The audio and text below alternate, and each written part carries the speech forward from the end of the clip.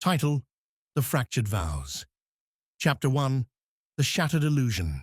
Expanded. Morning Reflections. The dawn light filtered through the curtains, casting a soft, golden glow across the Parker household. Susan Parker sat alone at the kitchen table, her slender fingers absent-mindedly tracing the delicate blue and white patterns of her favorite teacup. The house was quiet, almost unnervingly so, a stark contrast to the bustling life it had once held. The remnants of breakfast, toast crumbs, a half-empty jar of marmalade, and the folded newspaper lay on the table, but Susan wasn't thinking about the mundane tasks of tidying up. Her mind was miles away, lost in the maze of memories that had accumulated over the past 30 years. Susan was a woman of routine, a quality that had served her well throughout her marriage to Michael. Every morning she would rise early, prepare breakfast, and enjoy the quiet solitude before the day's demands began. This was her time to think, to reflect on the life she had built with her husband.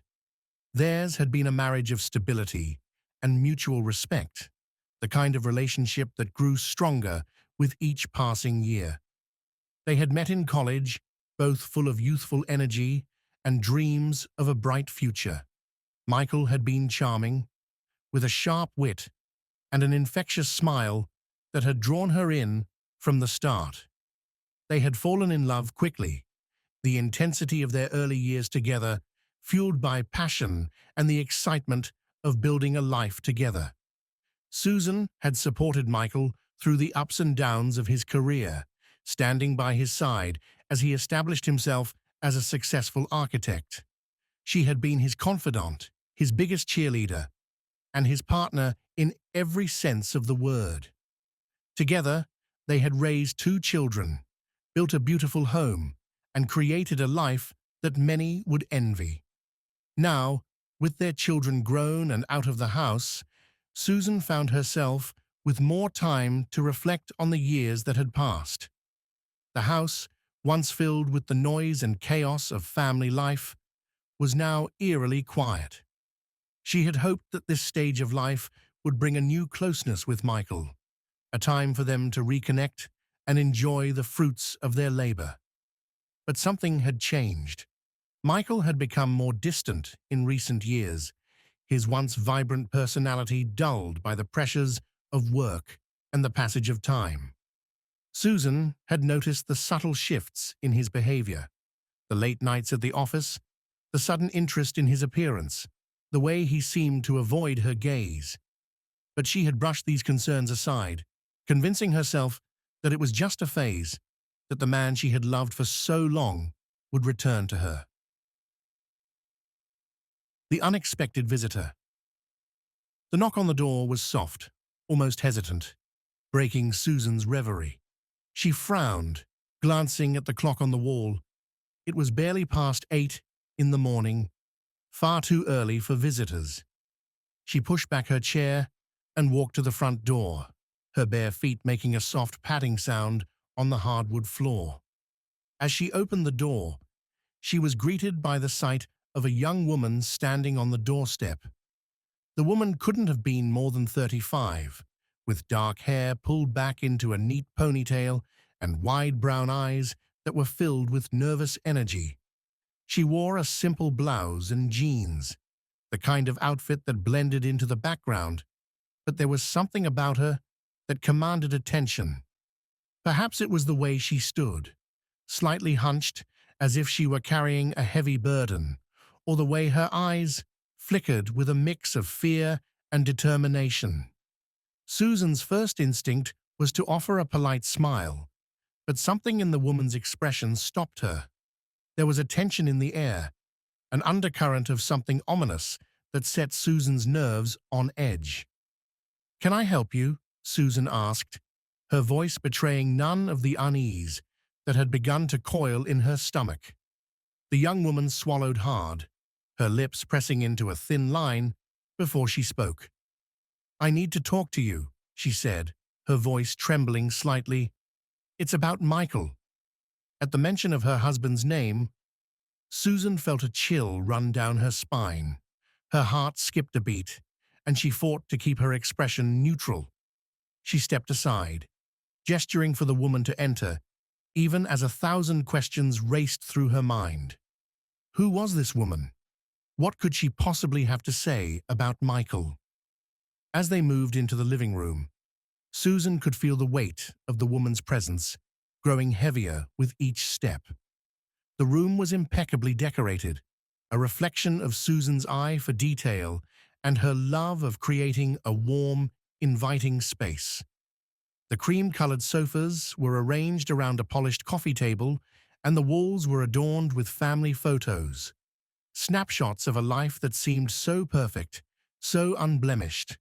But now, as Susan sat down opposite her unexpected guest, those photos seemed to mock her, reminding her of a happiness that was about to be shattered. The woman hesitated, her gaze dropping to her hands, which she twisted nervously in her lap. Susan watched her intently, the tension in the room growing with each passing second. Finally, the woman took a deep breath and looked up, her eyes meeting Susan's with a mixture of fear and regret. "I've been seeing Michael for the past year," she finally confessed, her voice barely above a whisper. "I didn't know he was married at first, but when I found out, I tried to end it. He wouldn't let me go." The crushing weight of betrayal. The words hung in the air, suffocating in their weight. Susan felt as if the ground had been pulled out from under her, her world tilting on its axis. For a moment she was paralyzed, her mind struggling to process the enormity of what she had just heard. The man she had shared her life with, the father of her children, had betrayed her in the most intimate way possible. Her Michael, the man she had trusted with her heart, had been unfaithful. A sharp pain sliced through her chest, a physical manifestation of the emotional wound that had just been inflicted. She had always thought that she knew him, that their bond was unbreakable. But now, as she stared at the woman sitting across from her, she realized that she had been living in a carefully constructed illusion. The life they had built together, the love they had shared, had all been tainted by his betrayal. For a moment, she was silent, letting the revelation sink in. The only sound in the room was the faint ticking of the clock on the mantel, each tick amplifying the suffocating tension. Then, slowly, the initial shock began to give way to something darker, something more dangerous. The anger rose within her, burning away the numbness that had gripped her heart. How could he do this to her? How could he betray their 30 years together for a fleeting affair with a woman half his age?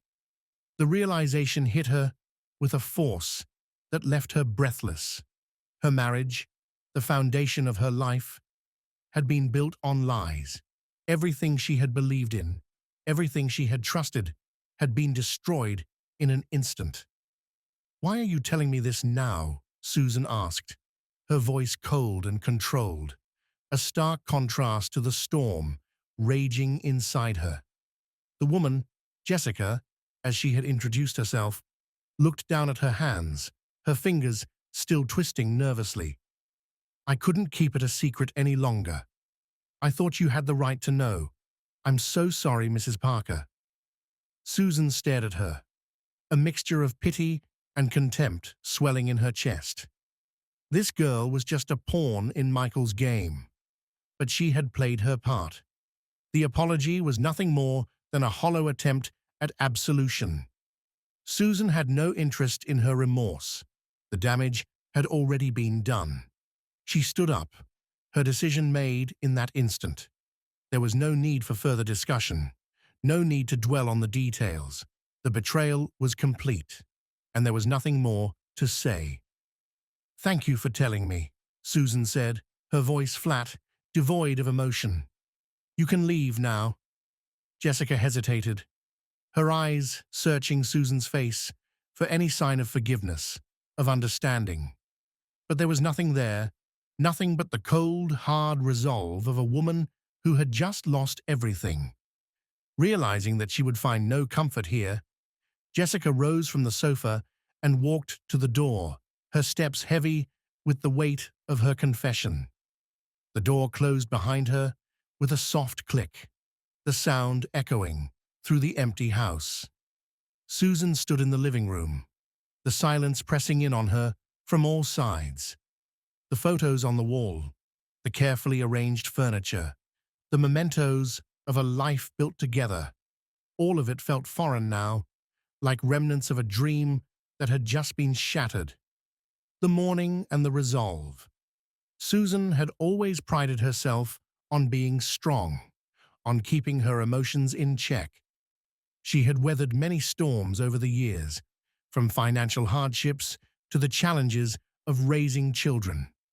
But this was different. The betrayal cut too deep, striking at the very core of who she was. The tears came unbidden, spilling down her cheeks as she stood in the middle of the room, her body shaking with the force of her grief. She mourned for the life she thought she had, for the love she believed was real. The man she had trusted, the man she had built her life around, had destroyed it all with his selfishness, his weakness. And now, as the tears subsided, something else began to take their place.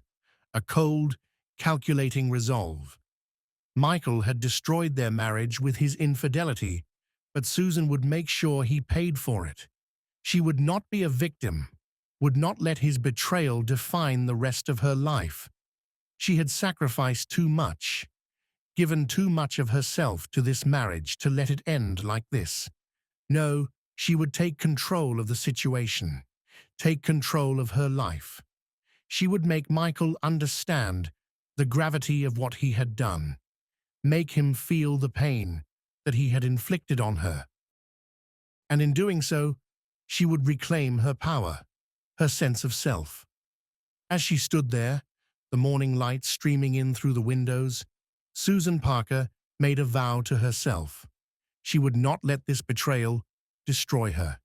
She would rise from the ashes of her shattered life, stronger and more determined than ever. And Michael, he would pay for what he had done. Their 30 years together had ended in betrayal, but Susan's story was far from over. She would write the next chapter, and it would be a chapter of retribution.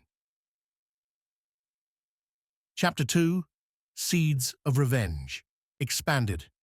The return home. That evening, the sound of Michael's car pulling into the driveway signaled the end of another long day. The engine idled for a moment before shutting off, and soon after, the familiar creak of the front door echoed through the house. Susan, who had been preparing dinner in the kitchen, took a deep breath, steeling herself for the performance she was about to give. Michael entered the kitchen with a weary smile, loosening his tie as he always did after a day at the office. His hair was slightly disheveled, a few strands of gray catching the light, a stark reminder of the years they had spent together. He approached her and pressed a quick kiss to her cheek, the gesture so automatic, so practiced, that it was devoid of any real feeling. "Hey, honey," he said, his voice warm, almost affectionate. "How was your day?" Susan forced herself to smile, to play the part of the dutiful wife. "Fine," she replied, her tone even, betraying none of the turmoil brewing beneath the surface. She had always been good at masking her emotions, a skill honed over 3 decades of marriage. Tonight, that skill would be her greatest asset. Michael nodded, seemingly satisfied with her response, and moved to the living room to unwind before dinner. Susan watched him go, her eyes narrowing as she observed his every move. How had she not seen it before? The signs of his infidelity had been there for months, if not years. The late nights at the office, the sudden interest in his appearance, the way he had grown distant, more secretive. She had been too trusting, too blind to see the truth that had been right in front of her, but not anymore. The dinner charade. As they sat down to dinner, the clinking of silverware against plates filled the silence between them. Susan was keenly aware of every detail, the way Michael avoided her gaze, the way he seemed lost in thought, as if he were somewhere else entirely. She forced herself to keep the conversation light, asking him about his day, pretending to care about the mundane details of his work. But underneath it all, her mind was already racing, formulating the first steps of her plan. Michael's career had always been his pride and joy, the one thing he valued above all else. He had worked tirelessly to build his reputation as a talented and trustworthy architect, earning the respect of his peers and the admiration of his clients.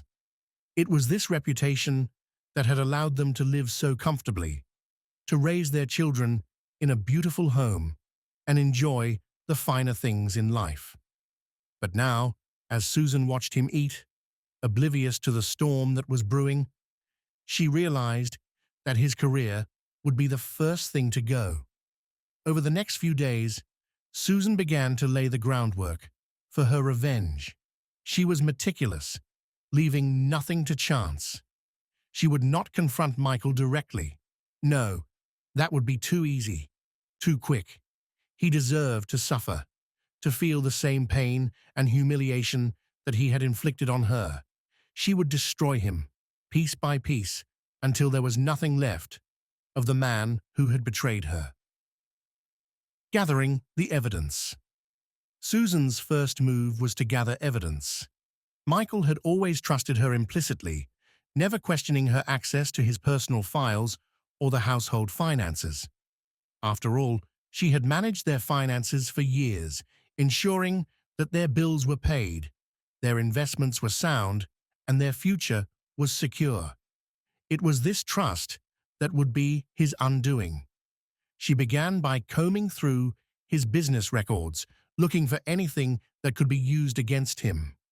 It wasn't long before she found what she was looking for: questionable transactions, unethical decisions, all buried within the mundane details of his work.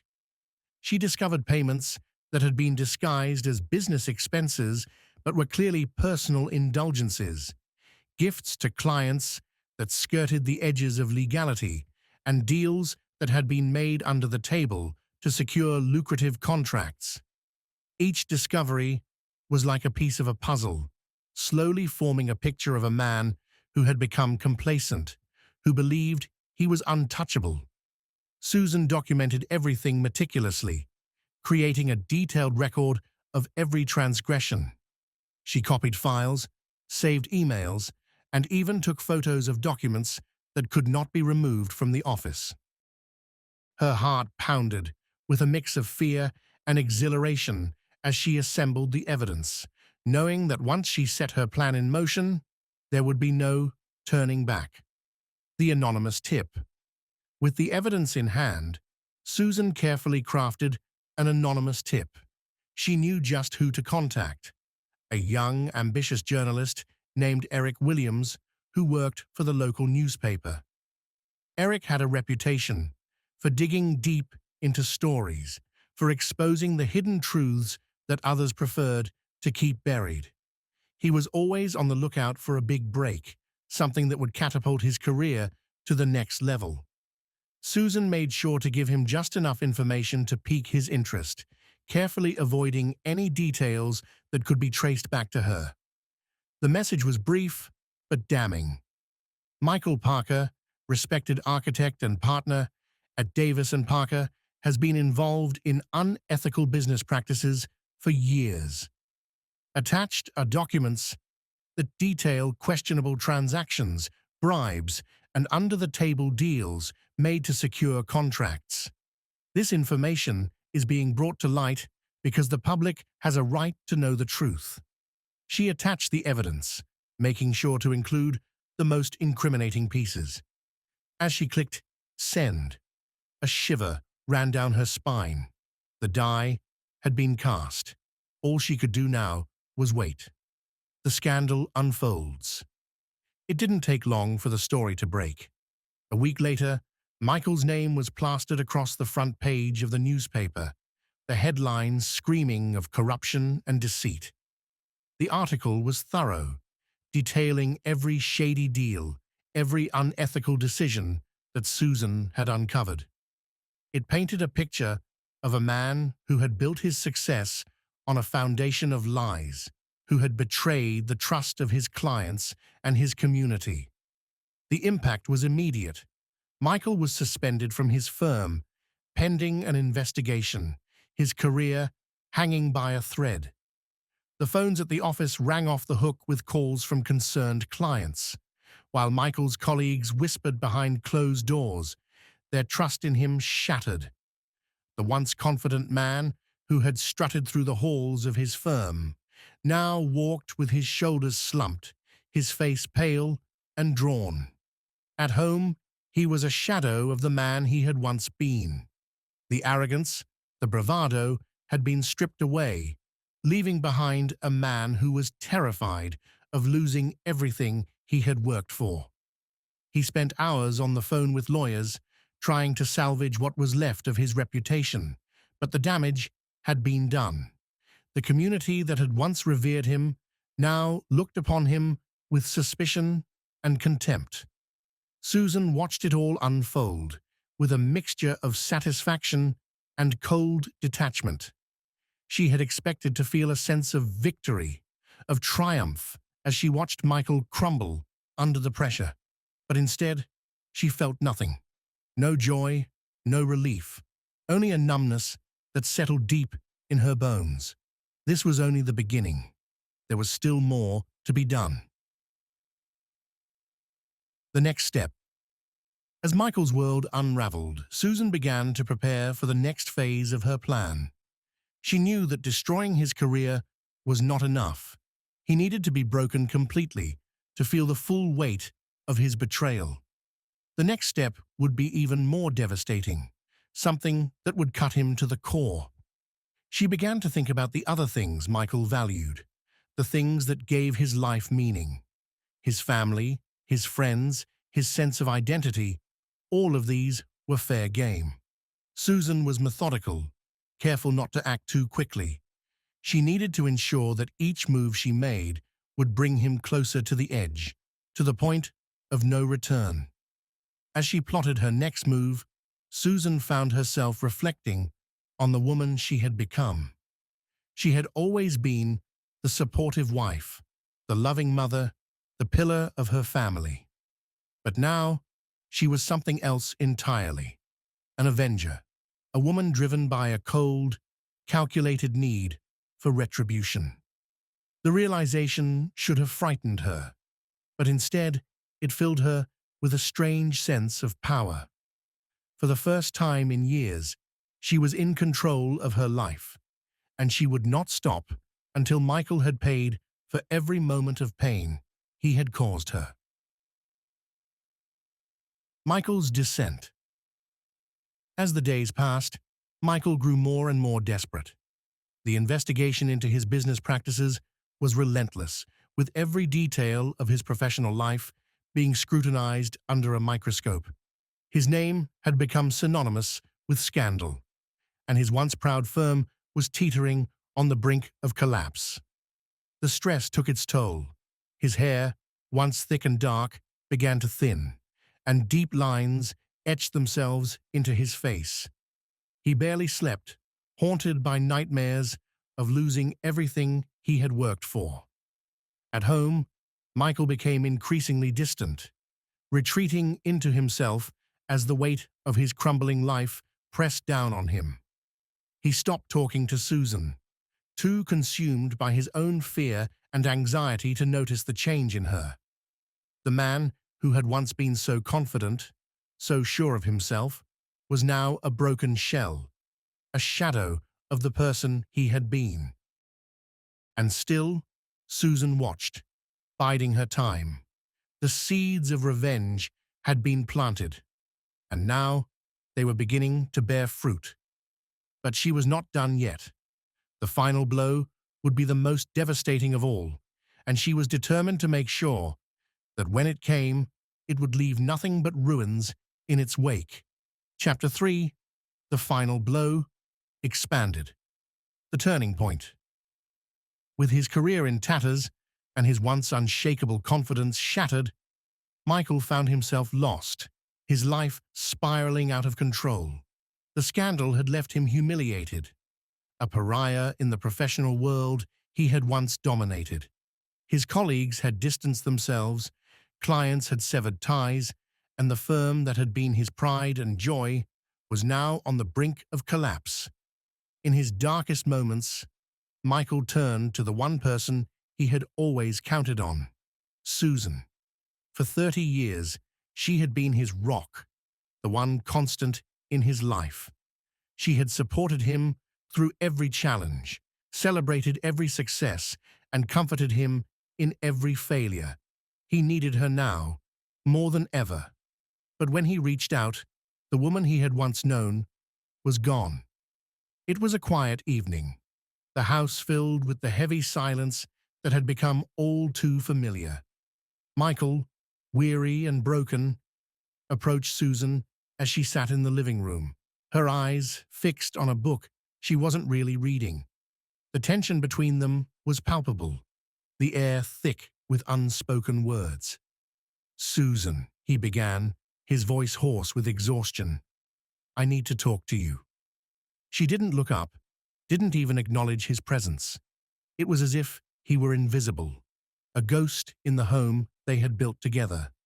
But Michael pressed on, desperation seeping into his words. "Please, Susan," he continued, stepping closer, "I know things have been rough, but I need you now. I need your support. You're the only person I have left." Finally, she lifted her gaze from the book, her eyes meeting his with a coldness that sent a shiver down his spine.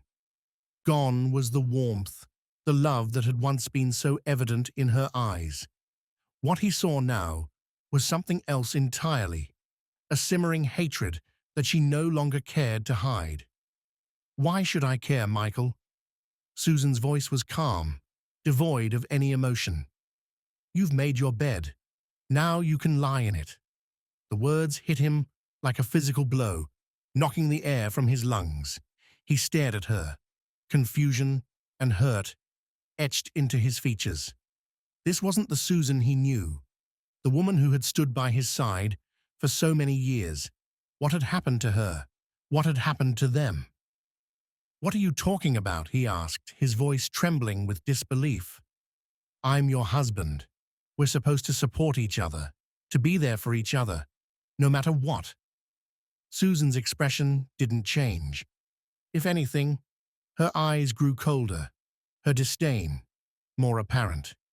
She had been waiting for this moment, savoring it, and now that it had arrived, she was determined to make him understand the full weight of his actions. "Is that what you thought when you were sleeping with that girl half your age?" Her words were like ice, cutting through him with a precision that left him reeling. Michael felt his world tilt, the room spinning as the truth he had fought so hard to conceal was laid bare.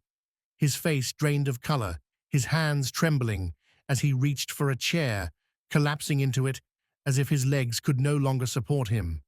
How did you find out?" he whispered, his voice barely audible. He had been so careful, so certain that his secret was safe. How could it have all come crashing down? "It doesn't matter how I found out," Susan replied, her tone cold and detached. "What matters is that you betrayed me, and now you're paying the price." Michael's heart pounded in his chest, the reality of his situation crashing down on him with relentless force. He had destroyed everything, his marriage, his career, his family, all for a fleeting affair that had meant nothing in the grand scheme of things. How could he have been so blind, so reckless? "Susan, I'm so sorry," he choked out, his voice breaking as tears filled his eyes. "It was a mistake, a stupid, terrible mistake. Please forgive me. I love you. I need you." But Susan's expression remained unmoved, her heart hardened by the betrayal that had shattered her world. His apologies, his pleas, meant nothing to her now.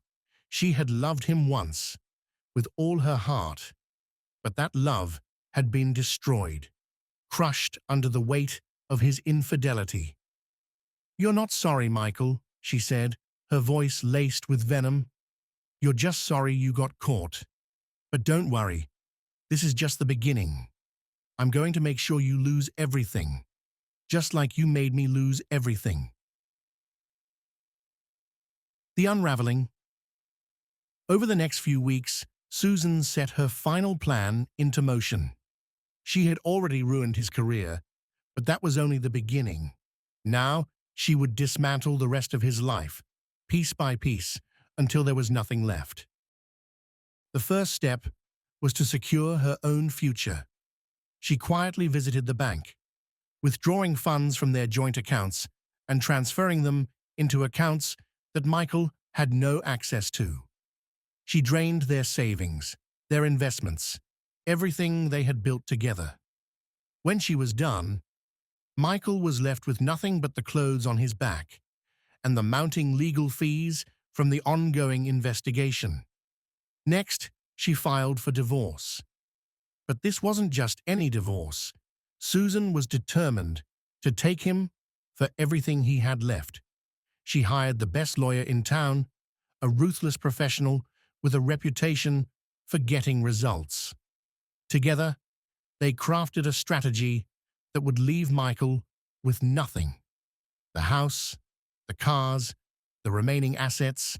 Susan would get it all, and she would do it legally, ensuring that Michael had no grounds to contest the settlement. But Susan didn't stop there. She knew that to truly break him, she needed to take away the one thing he had left: his family. She had always been close to their children, who had grown up in a home filled with love and security. But now, she used that closeness to turn them against their father. She sat them down one evening, her voice trembling as she told them everything.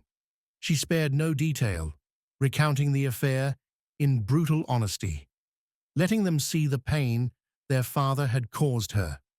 The children, shocked and horrified, listened in silence as their image of their father was shattered. The man they had admired, the man who had always been there for them, was now nothing more than a cheater, a liar who had destroyed their family. "I don't understand," their daughter Emily said, her voice thick with tears. "How could he do this to you, to us?" "I don't know, sweetheart," Susan replied, her voice soft but firm. "But I do know that we need to stand together now. Your father has made his choices, and now he has to live with the consequences."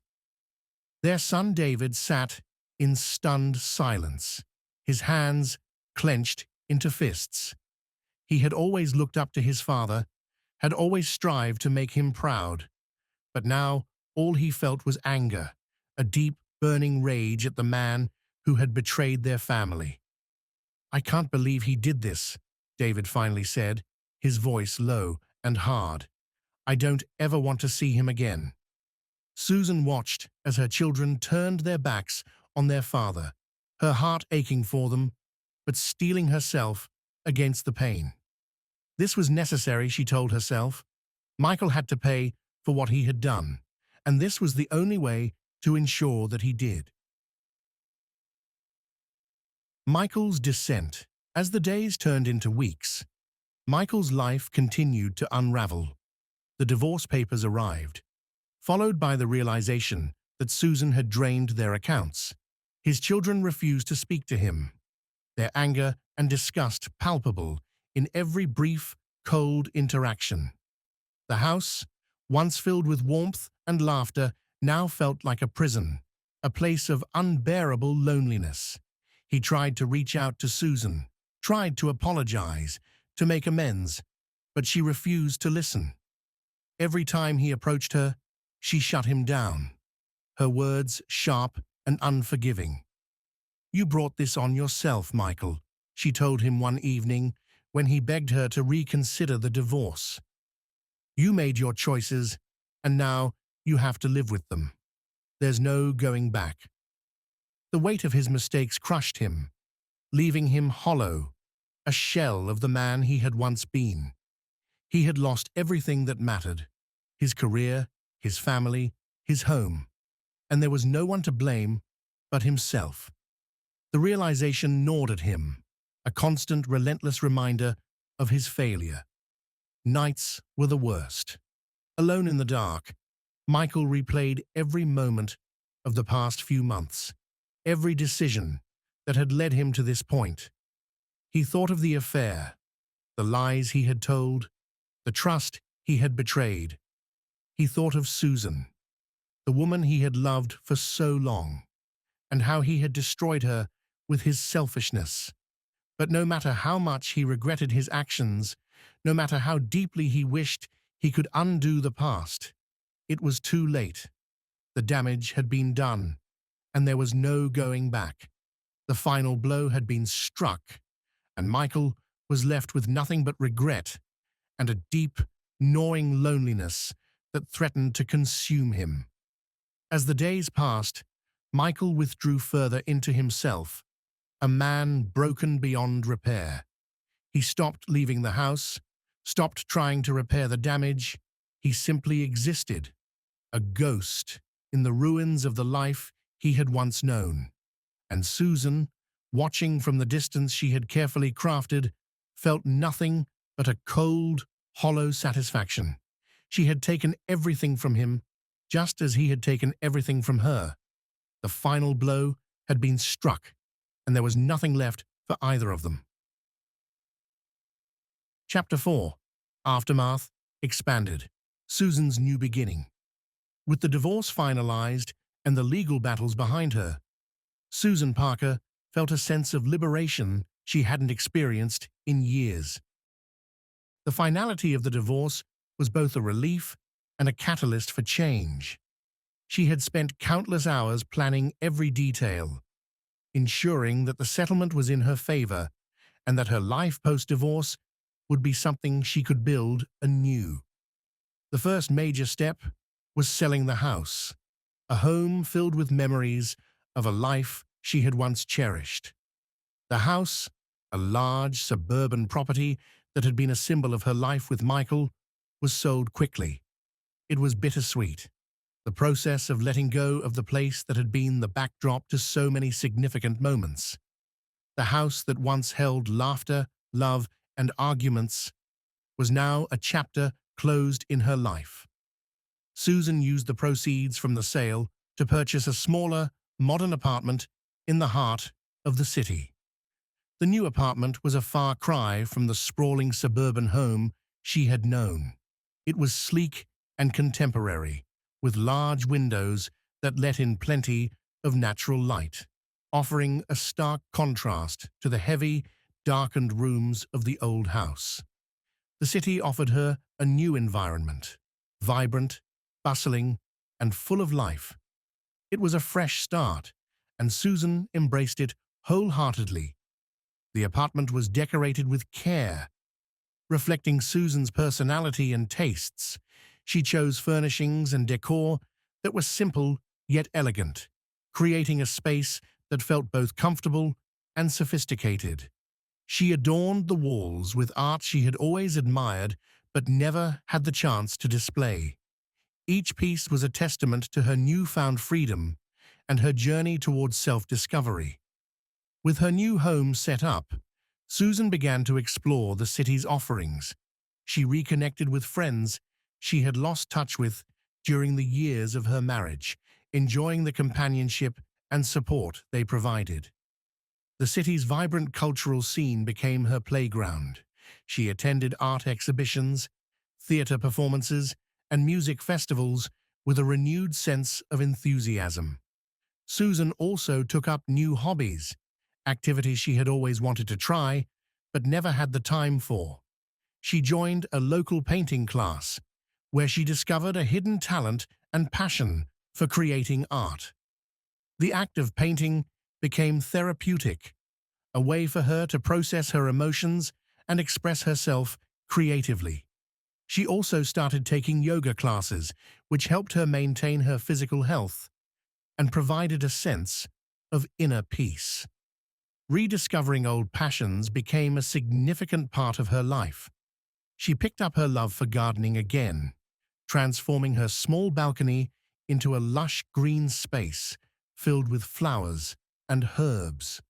Gardening became a meditative practice for Susan, a way to nurture something beautiful and grow in her own way. Her renewed sense of purpose was evident in everything she did. Susan had emerged from the wreckage of her marriage stronger and more independent. She had taken control of her life, turning a painful chapter into an opportunity for growth and self-improvement. The future seemed bright and full of possibilities, and she faced it with confidence and optimism. Michael's decline. In stark contrast, Michael's life was a continuous unraveling. The collapse of his career had left him adrift, his reputation in tatters. The scandal had spread far and wide, tainting every professional connection he had built over the years. No firm would hire him, and the few contacts he had left were unwilling to risk their own reputations by associating with him. Michael moved into a small, run-down apartment in a part of town far removed from the affluent suburbs where he had once lived. The apartment was modest and stark, a reflection of his diminished circumstances. It lacked the warmth and character of the home he had shared with Susan. The walls were bare, the furnishings sparse, and the space felt cold and unwelcoming. Each day was a struggle for Michael. He had been used to a life of comfort and status, but now he faced the harsh realities of his choices. The once bustling days, filled with meetings and design projects, were replaced with long, lonely hours spent in his dimly lit apartment. He spent his time sifting through job listings, sending out applications, and trying to network, but every attempt was met with rejection or indifference. The isolation took a toll on Michael's mental health. The guilt and regret over his actions were constant companions, haunting him in his waking hours and his dreams.